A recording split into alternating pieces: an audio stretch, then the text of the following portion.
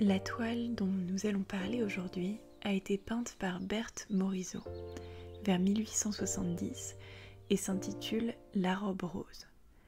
Tout simplement parce que l'unique personnage de la toile, une jeune femme, est vêtue d'une robe rose. Elle est assise sur un petit canapé, son bras gauche posé sur un coussin, une position qui révèle une certaine aisance. On se trouve dans l'intérieur, dans l'intimité du personnage représenté.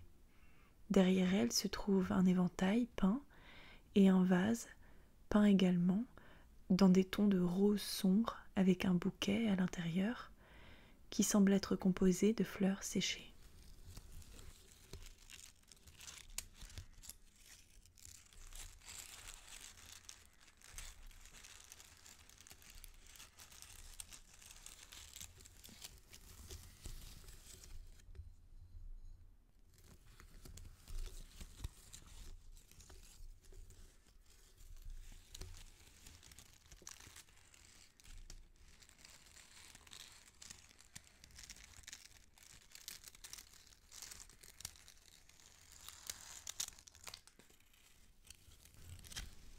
La jeune femme au teint pâle porte une robe tout à fait typique de son époque.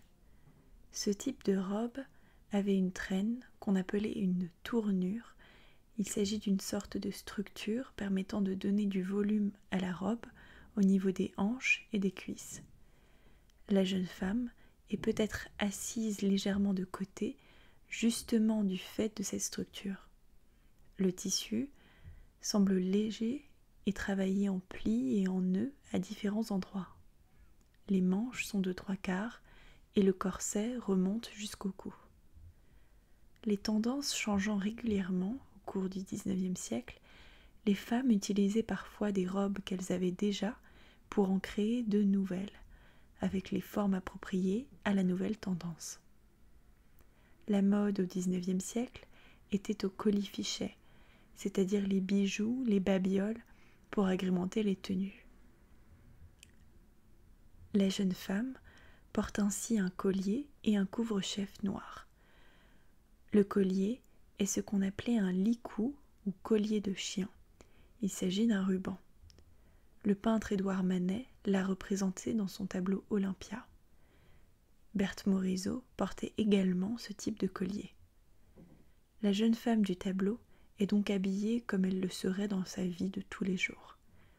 La pose détendue est signalée par son bras posé sur le coussin à côté d'elle. Nous sommes dans son intimité et aussi peut-être son quotidien. Les jeunes femmes de bonne famille avaient moins d'activités à mener que les jeunes hommes, et elles s'adonnaient ainsi à la lecture, la promenade ou encore la discussion autour du thé par exemple.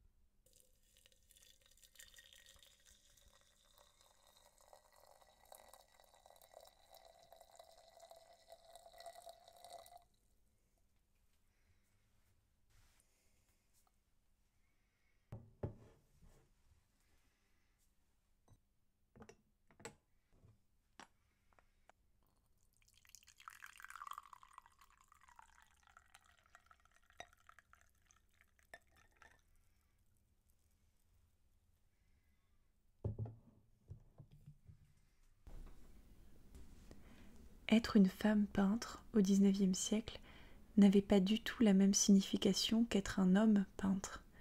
Les femmes ont tout simplement été exclues de l'école des beaux-arts jusqu'en 1897 et pouvaient donc recevoir leur éducation en peinture uniquement dans des studios et écoles privées. Dans la perfection de ses qualités en peinture, il est essentiel pour l'artiste d'étudier l'anatomie des corps et ainsi de dessiner et peindre des modèles souvent nus. Cela était interdit aux femmes, autant dans l'instruction publique que privée. L'enseignement reçu était donc différent entre les femmes et les hommes, et cela affectait le regard sur l'œuvre de celles-ci et leur reconnaissance par la critique d'art ensuite. Le témoignage d'une étudiante d'Ingres, Marie Braquemont, a indiqué que celui-ci n'assignait les femmes qu'à des peintures de fleurs, de fruits, de portraits et de scènes de genre. Donc pas de peinture d'histoire, qui était le genre le plus prestigieux par la hiérarchie établie à l'époque.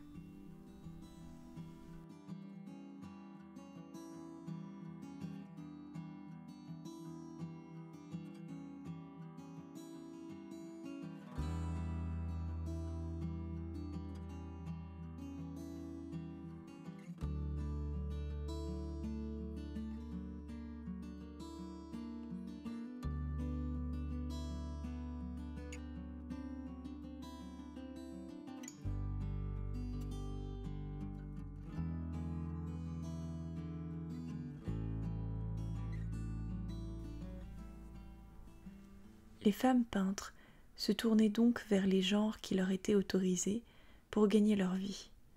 Exclues des milieux académiques, les femmes peintres au XIXe siècle se sont tournées vers les mouvements anti-académiques comme le réalisme ou l'impressionnisme. Berthe Morisot était la seule peintre de la Société anonyme des artistes peintres, sculpteurs et graveurs qui regroupait les artistes impressionnistes. Sa famille l'a soutenue dans cette carrière, ce qui n'était pas bien vu à l'époque dans le milieu bourgeois auquel elle appartenait. La sœur de Berthe, Edma, était elle aussi une peintre talentueuse, mais après son mariage, elle a mis fin à cette voie. Le mariage était en effet souvent la raison pour laquelle les femmes devaient arrêter leur désir de carrière dans le milieu artistique, et les autres femmes peintres qui l'ont poursuivie, Marie Cassatt, Rosa Bonheur, Cécilia Beau par exemple, ne se sont pas mariées.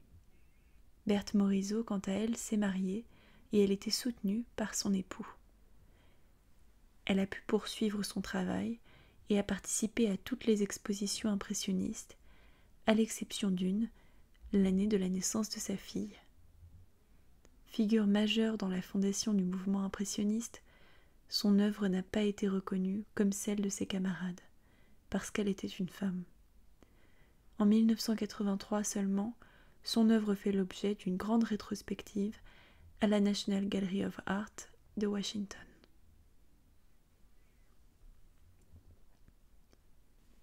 Dans son journal, l'artiste Marie Bashkirtsev écrivait au XIXe siècle « J'aspire à la liberté de circuler seule, d'aller et venir, de s'asseoir sur les chaises des Tuileries et particulièrement au jardin du Luxembourg, de s'arrêter et regarder les magasins d'art, d'entrer dans des églises et musées, de marcher dans des rues anciennes la nuit.